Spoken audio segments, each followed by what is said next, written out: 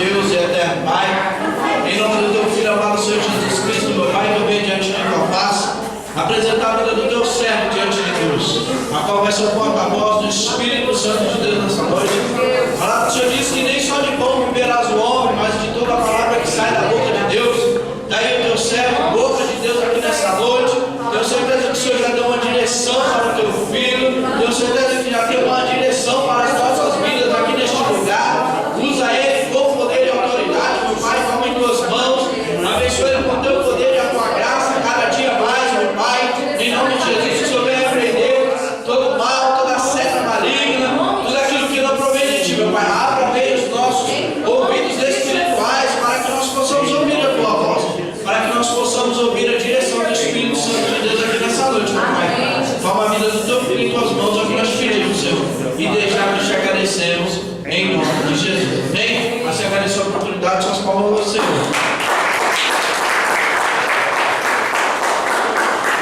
Glória a Senhor, irmãos. Amém. Glória a Deus. Podem se sentar, irmãos. Abra a tua Bíblia no Evangelho de Mateus. Evangelho segundo escreveu nosso irmão Mateus. Mateus capítulo 11.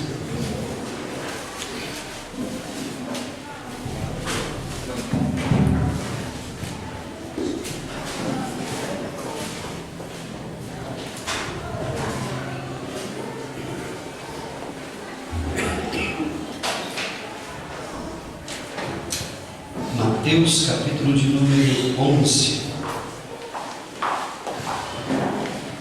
Vamos ler alguns versículos. Diz assim: capítulo 1, capítulo 11, versículo de número 1, diz assim: E aconteceu que, acabando Jesus de dar instruções aos seus 12 discípulos, partiu dali a ensinar e a pregar nas cidades deles. E João, ouvindo no cárcere falar dos feitos de Cristo, enviou 2 dos seus discípulos a dizer: És tu aquele que havia de vir ou esperamos outro? E Jesus respondendo disse: Ide, anunciai a João as coisas que ouvis e vedes. Os cegos veem, os coxos andam, os leprosos são limpos, os surdos ouvem, os mortos são ressuscitados, e aos pobres é pregado o Evangelho. E bem-aventurado é aquele que se não escandalizar em mim. E partindo eles, começou Jesus a dizer às multidões a respeito de João: que fostes ver no deserto?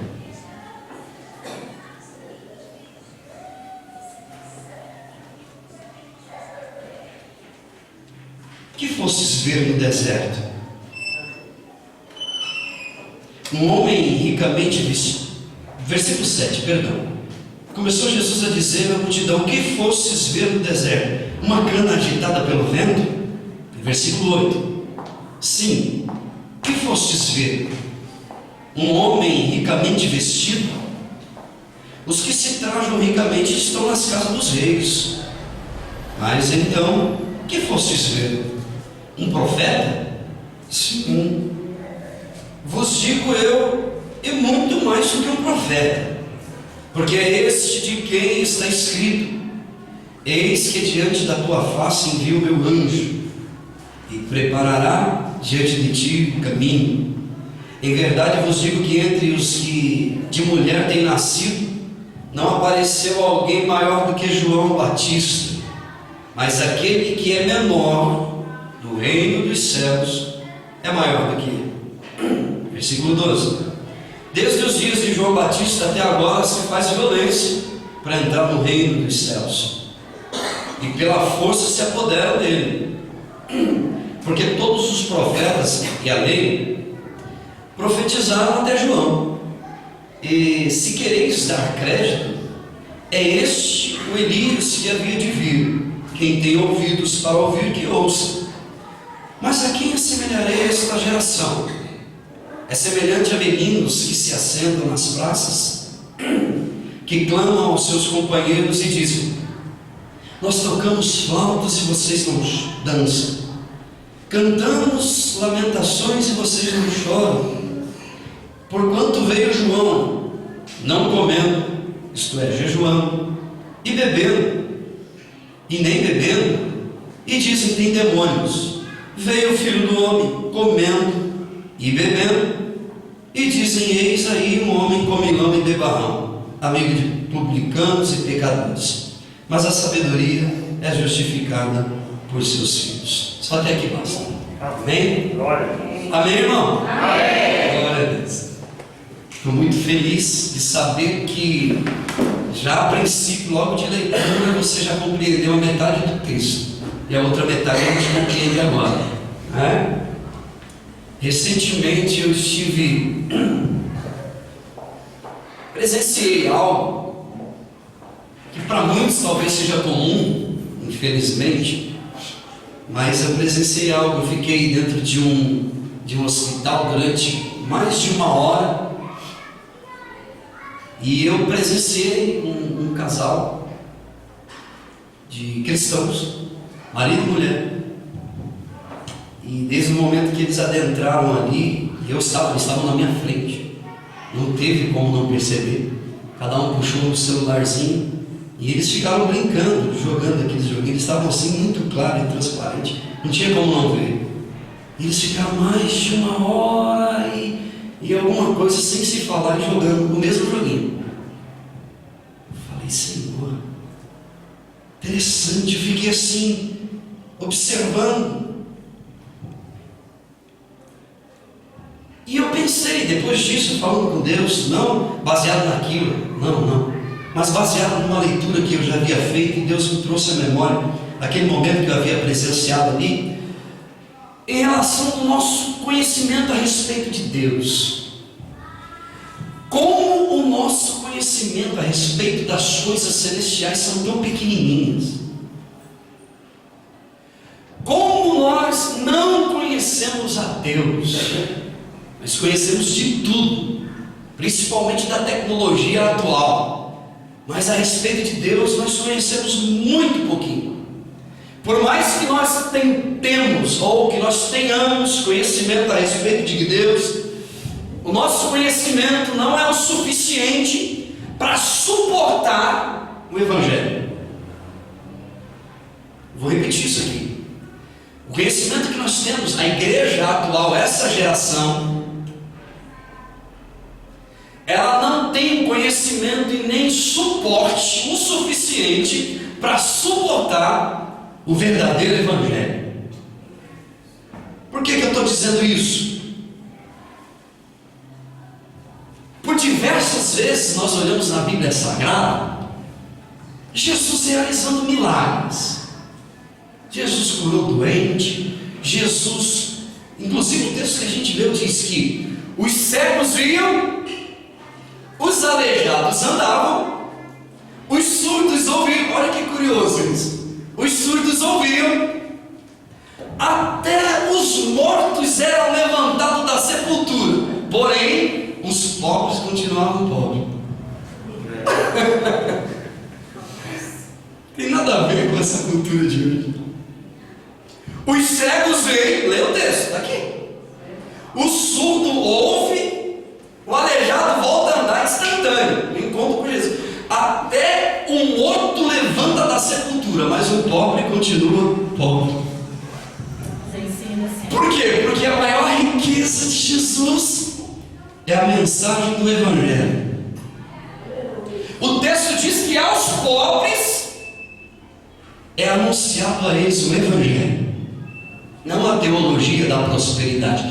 O Evangelho é anunciado para eles. Curioso isso.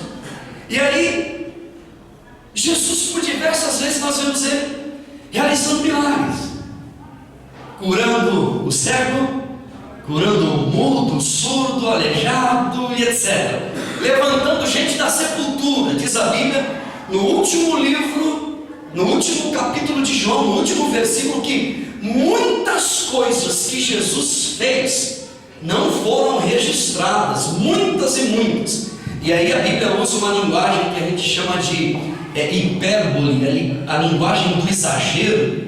Só para a gente entender, diz a Bíblia que se fosse escrever tudo que Jesus fez, todos os livros do mundo inteiro não caberiam. Era só para você entender. Uma vez eu vi isso, eu li isso, eu falei, meu Deus, é só para entender que o que Jesus fez foi muito mais do que está escrito, muito mais. Então a gente vê Jesus curando cego, curando surdo, mudo, aleijado, ressuscitando defunto. Por que Jesus fazia isso? Qual era o objetivo último de Jesus ao fazer algo dessa natureza? Simples, por causa da incredulidade do povo. Para eles não bastava as palavras de Jesus, era pouco. Jesus entra em cena pregando o Evangelho, anunciando a boa notícia, dizendo que o reino de Deus já chegou, está vindo aí, olha o reino de Deus. E eles estão dizendo, é só isso. Só isso. E Jesus pregando a boa notícia e o povo dizendo, só isso. E aí Jesus se vê obrigado a curar um enfermo e a levantar defunto, para que a fé das pessoas possa sair de dentro de um poço sem fundo. Porque o propósito de Jesus é pregar o Evangelho e anunciar a boa notícia. Foi para isso que ele veio. Ele veio para mostrar o caminho de volta para casa. Jesus veio para indicar o caminho de volta, pegar na mão e levar a gente de volta para os braços do Pai. Só que as pessoas diziam, não, para mim não basta. Eu não quero só esse pegar na mão, eu quero alguma coisa a mais. E aí agora Jesus começa a curar enfermo, expulsar demônio, levantar a gente da sepultura, tudo para que a incredulidade pudesse ser arrancada do coração deles. Escute o que eu vou te dizer. É muito mais fácil enganar do que desenganar. É muito mais fácil enganar as pessoas do que desenganá-las. E Deus, Jesus, nunca veio para ficar enganando ninguém. Ele veio para desenganar. O que é desenganar? Já viu um médico que diz assim, olha, o fulano ainda tem jeito para ele, tem jeito, e ele sabe que não tem. O sujeito está com câncer, um estado terminal, e ele diz, não, nós estamos tentando, vai dar certo, vamos aplicar um remédio aqui, vai vir dos Estados Unidos. Aí chega uma hora e ele vê que não dá mais, ele estava enganando, ele sabia que ele estava enganando. Aí chega uma hora e ele chama a família toda, olha, não tem mais jeito, o fulano foi desenganado pelo médico, porque o médico enganou, até que ele pegou e desenganou, fala a verdade. Então Jesus veio para desenganar você e eu. Enquanto muitos foram enganando, Jesus veio para desenganar, para chamar a família todinha e dizer, até agora vocês foram enganados, e eu quero desenganar vocês. E a Bíblia, escute, e eu vou chegar onde eu quero, onde o Espírito Santo colocou no meu coração. Em hipótese nenhuma, escute isso, em hipótese nenhuma, é a Bíblia que diz, sobre hipótese nenhuma, permita-se ser enganado. Não entendi, você vai entender. Quando Jesus veio para nos ensinar a ter um relacionamento verdadeiro com o Pai. Esse é o propósito último de Jesus, principal, levar as pessoas de volta para a casa do Pai. E como é que nós podemos ter um relacionamento bonito com Deus? Como deve ser o meu relacionamento com o Pai? Que tipo de relacionamento Deus quer que eu tenha com Ele? Deixa eu fazer algumas considerações hoje aqui, nessa noite, na oportunidade que é me dada. Escute só o que eu vou te dizer. As verdades pregadas por Jesus eram e são mais nobre do que os milagres realizados por ele. Eu vou explicar. O que Jesus falava tinha muito mais valor do que ele estava fazendo. Isso é arriscado dizer isso, não é? O que Jesus fazia era bom, era saudável, porém, o que ele estava dizendo era de tamanha nobreza inexplicável. Porque o que ele queria era que as pessoas acreditassem nele sem que ele fizesse nada. Ora, o que é fé? O que é fé, irmão? A Bíblia fala, não sou eu quem diz, em Romanos em Hebreus 11. Fé é você acreditar naquilo que você não vê. Teve um milagre, o irmão recebeu, agora eu creio. É uma fé pequena, é uma fezinha. Agora não aconteceu nada, mas ele falou, e a partir daquilo que ele falou, eu acredito. Escute o que eu vou te dizer aqui. Você diz assim, pastor, o que você quer dizer com isso? É que o Evangelho não pode ser catalogado a partir de milagres e benfeitorias de Deus. Não pode. O Evangelho tem que ser entendido a partir da sua palavra. O que Deus falou é verdade, independente de acontecer alguma coisa. Não se pode pregar evangelho mostrando milagres. Eu não estou fazendo crítica para ninguém. Milagres são obras de Deus, senão Deus não faria. Não estou dizendo isso. Porém, a minha fé não pode estar no milagre, tem que estar no dono do milagre. As palavras daquele que me fala é muito mais valiosa, muito mais ricas do que os milagres produzidos por ele na minha vida. Isto é, eu o sirvo, eu ando atrás dele, não porque ele faz ou porque ele já fez. Isso é passado. Antes era assim, porque eu era menino. Agora não. Hoje eu sirvo e ando atrás dele, não por aquilo que ele está fazendo ou por aquilo que ele vai fazer. Eu sigo ele por aquilo que ele é, por aquilo que ele tem falado ao meu respeito. Eu acredito nisso. Aleluia. Você sabia que Deus estabeleceu princípios na Bíblia? E esses princípios não podem ser rompidos? Existem princípios. O que diz Romanos 10:17? A fé vem por ver milagres. É isso? A fé vem porque aconteceu um trovão e a mão escreveu na parede. É isso? Não. A irmã andou, que estava na cadeira de roda. Ajuda. Mas não é o caminho. A fé vem pelo ouvir e ouvir e ouvir e ouvir e ouvir a palavra de Deus. Deixa eu te dizer isso aqui. Jesus está falando no texto que a gente leu que entre os nascidos de mulher não houve ninguém maior do que João. Dos nascidos de mulher não houve ninguém maior do que João Batista. Escute o que eu estou te dizendo, que a propósito não realizou sequer um milagre. Aleluia. O maior de todos os profetas, nenhum milagre. Porém, as verdades que ele pregava levava pessoas a terem um encontro com Deus. Aleluia. Deixa eu te dar um conselho aqui, minha irmã, com todo carinho, com todo respeito. Coloque a tua fé na palavra de Deus. Coloque a tua fé naquilo que ele falou ao seu respeito. Porque o que ele falou ao seu respeito é o que vai acontecer na sua vida.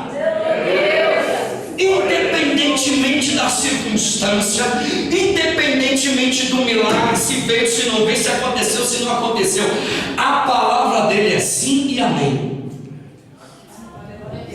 Aleluia. Escute o que eu vou te dizer aqui. Ele, João o Batista, não era só um profeta, tão grande que ele era, sem milagre nenhum, mas tão grande que ele o era, que Jesus disse que ele veio como um anjo.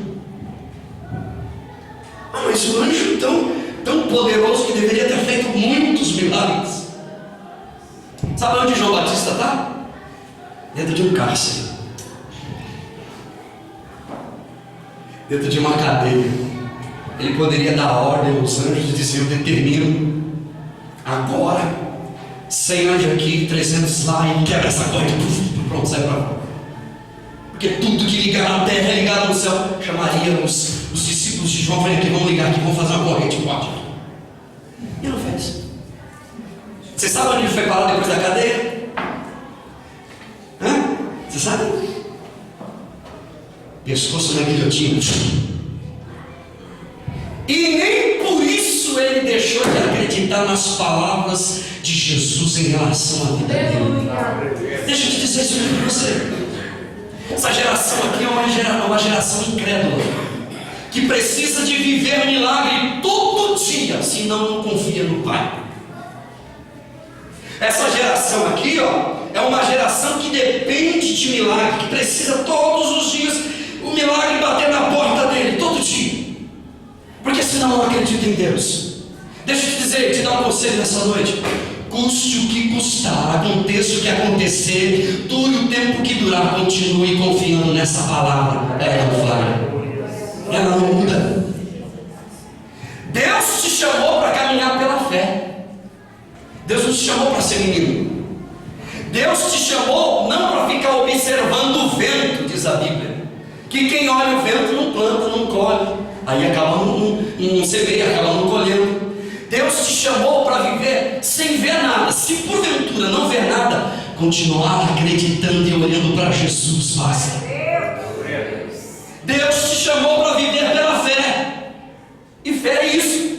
É você acreditar no impossível. É você enxergar o invisível. É você ouvir aquilo que é inaudível. É você perceber aquilo que é imperceptível. É você crer no sobrenatural. Alguém já dizia que fé não é acreditar no impossível. Fé é continuar acreditando ainda quando o impossível não acontecer. Isso é fé.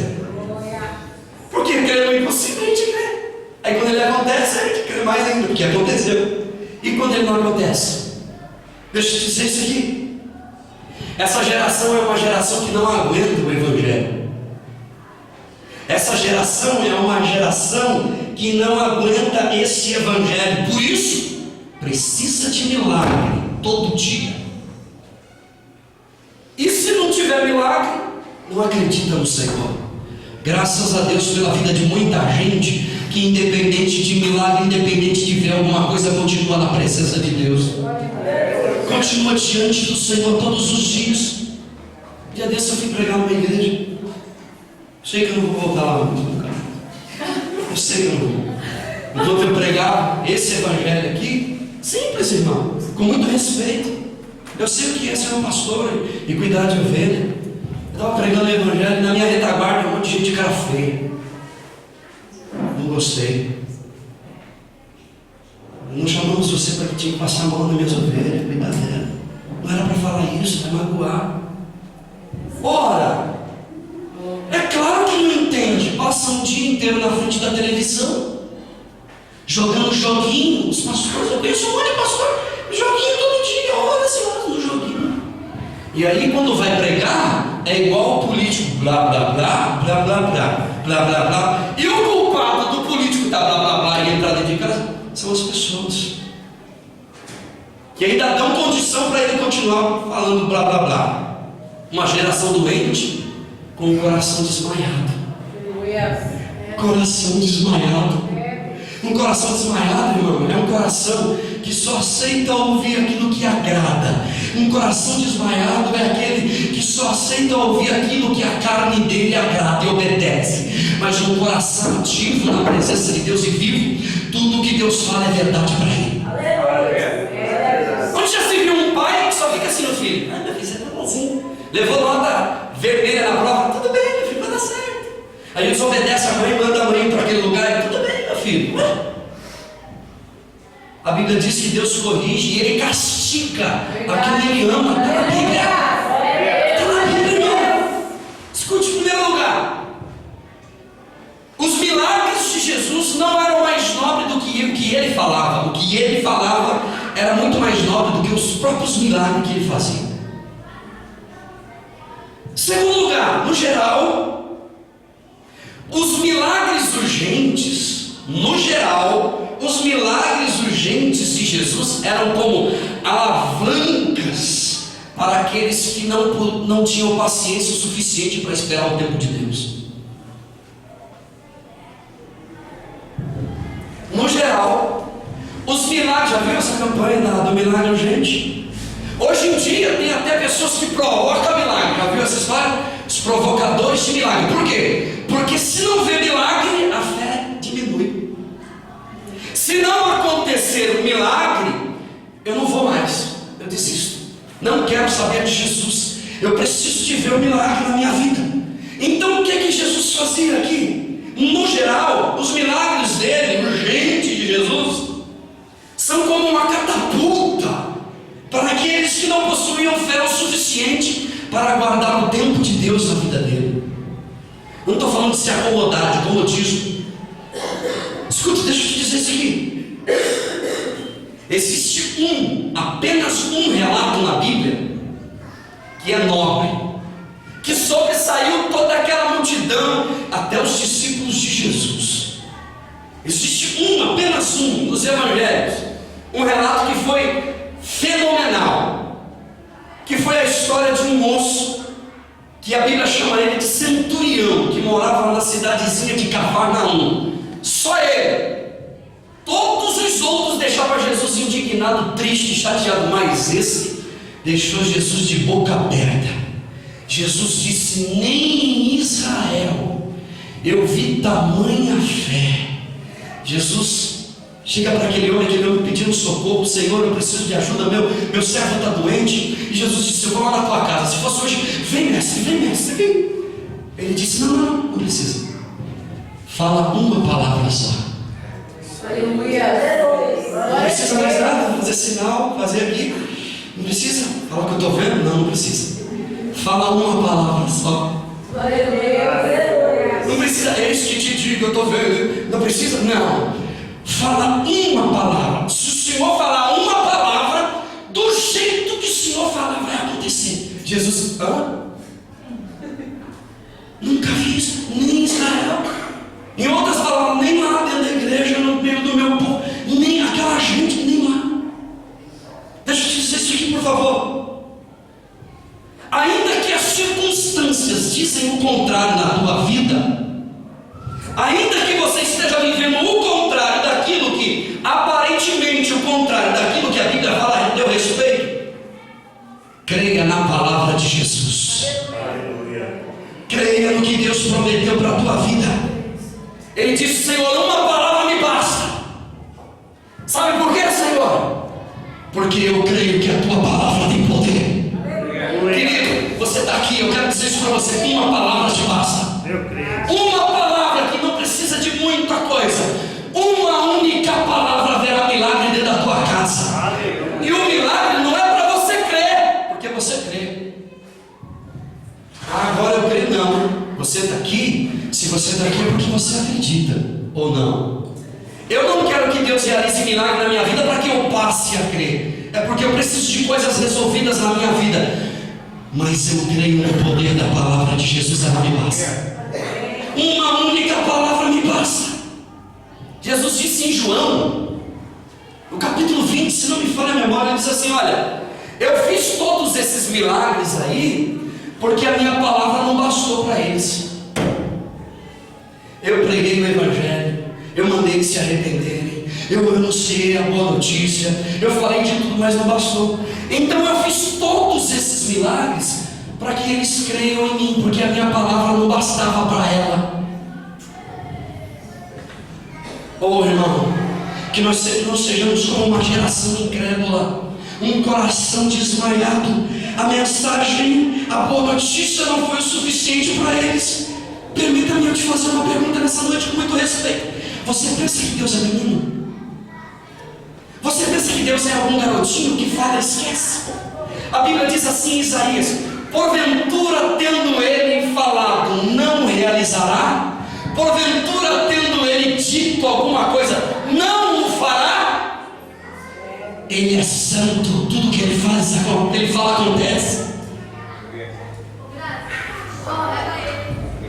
Deus te chamou para um relacionamento sério. Relacionamento sério. Esse relacionamento que precisa ver não é sério. Que precisa de ver para crer não é sério. Deus te chamou para um relacionamento sério.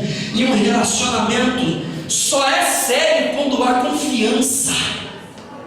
Eu vou repetir. O relacionamento só é sério quando existe plena confiança.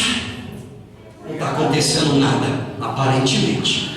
Não vi nada, aparentemente. Está dando tudo errado, aparentemente. Deus está agindo. Deus está fazendo alguma coisa. Deus está movendo. Deus está abrindo porta. Deus está fechando porta. Deus está ressuscitando morto, abrindo os ouvidos do sono. Alguma coisa está. Eu não estou vendo, mas está acontecendo alguma coisa. A fé me diz que eu posso acreditar até o fim. Obrigado. A fé me diz que ainda que a circunstância diga não, no meu coração o Espírito Santo diz: mais cedo ou mais tarde, no tempo certo, na hora certa, a resposta vai chegar para a minha vida. Glória a Deus. Escute o que eu vou te dizer aqui.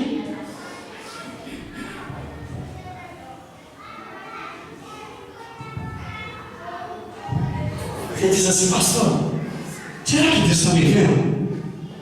Será que Deus vai me ajudar, pastor? É claro que vai, minha irmã. Será que Deus vai me socorrer, pastor? Deus vai sim, na hora e no tempo certo. É que você não está vendo, as coisas já estão acontecendo. Deus já está agindo, Deus já está trabalhando. A Bíblia diz que pode acontecer o que for, Deus está agindo por detrás dos bastidores. Você não precisa de duvidar dele. Primeiro lugar, só para você lembrar, as palavras de Jesus são mais valiosas do que os milagres dele. O que ele falava é mais valioso do que ele fazia. Não quero diminuir os feitos de Jesus com isso. Segundo lugar, no geral, os milagres urgentes são porque as pessoas estavam quase que cometendo suicídios. E aí, para que esse suicídio não acontecesse, Jesus aí socorria, porque eles não tinham fé suficiente para esperar e para aguardar.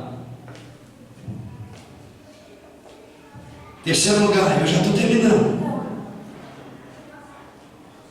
Existe sim algo muito mais nobre do que as palavras de Jesus. Existe sim algo muito mais nobre do que as próprias palavras de Jesus. Ele mesmo.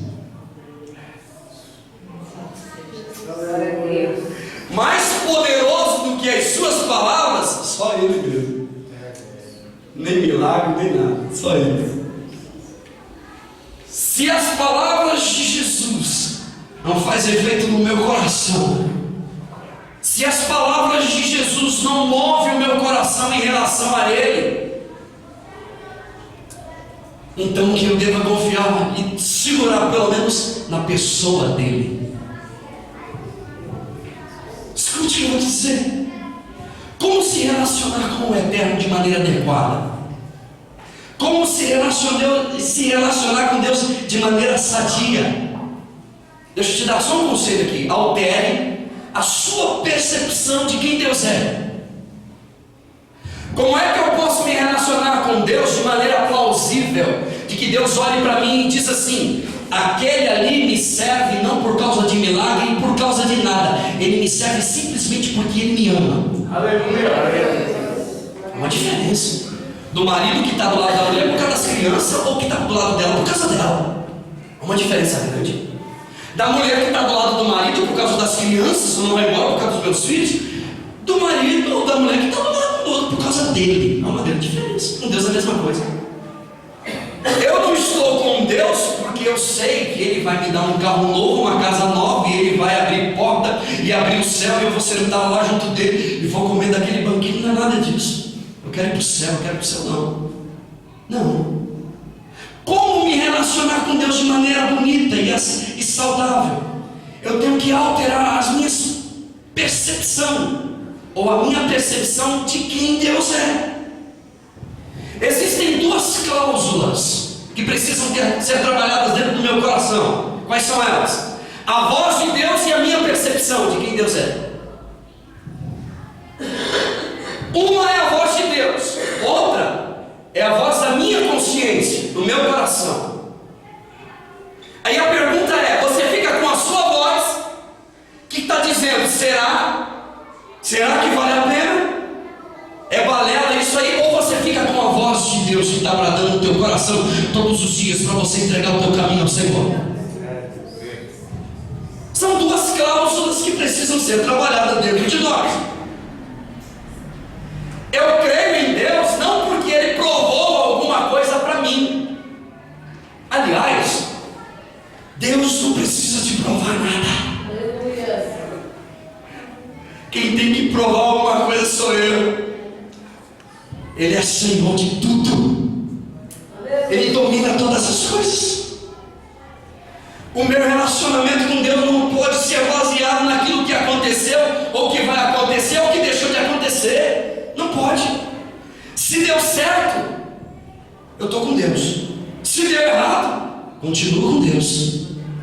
Se fez, eu estou com Deus. Se não fez, eu continuo com Deus. Se abriu a porta, eu estou com Deus. Se fechou a porta, eu continuo com Deus.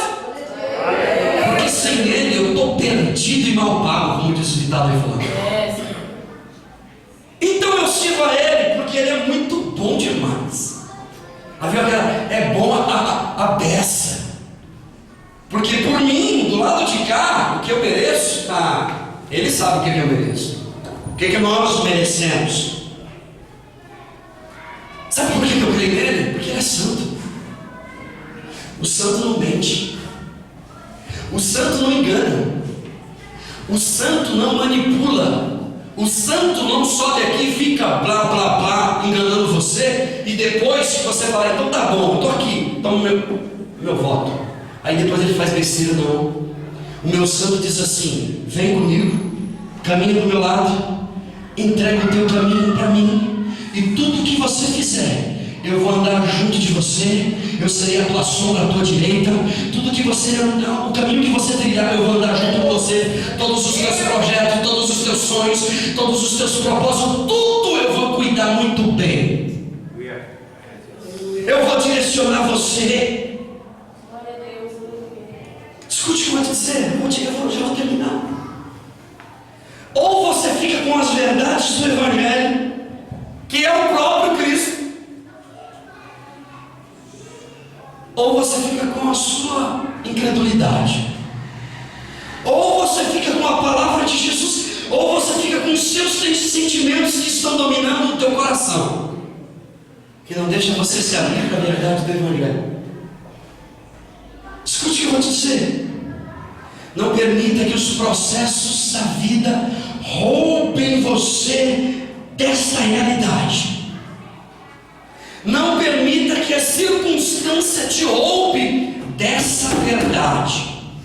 Independentemente do que está acontecendo com você, independentemente do que vai acontecer com você, existe um Deus no céu que te chamou para um relacionamento sério.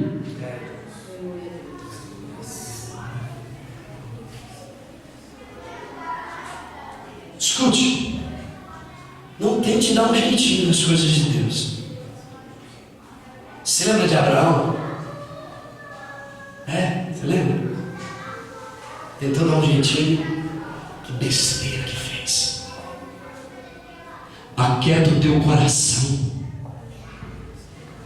acalma o teu coração. Você não precisa de evidências. Creia no caráter daquele que te fez uma promessa. Você não precisa de evidências. Aleluia. Você é crente. Você entregou a tua vida para Jesus. Você não precisa de ver nada. Deus está no nosso meio e isso basta. Me lembro da história do garotinho que estava lá no aeroporto. Todo mundo agoniado no aeroporto, com medo, sinal de chuva. E o garotinho rabiscando desenho daqui e dali. Entraram no avião, o menino sentou do lado de um senhor, de uma senhora. Garotinho de uns 8, 10 anos, não me lembro agora. E sentou e o menino ali puxou uma caderneta assim e começou a desenhar, escrever e desenhar.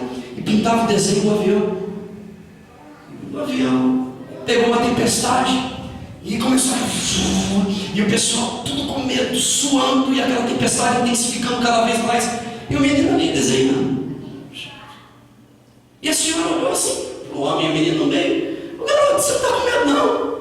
Falou, não, não estou com medo não. E continua dizendo, por que você não está com medo? É porque quem está dirigindo o avião é meu pai. Quem está cuidando da tua vida é teu pai. Você pode entrar numa tempestade, num vulcão, num tufão. Quem está na direção, quem está pilotando esse avião é o teu pai. Esse avião pode balançar para lá, pode balançar para cá. O teu pai está na direção desse avião, ele cuida de você. Pode continuar desenhando. Pode continuar desenhando. O teu pai cuida de você, querido. Você não precisa de evidências.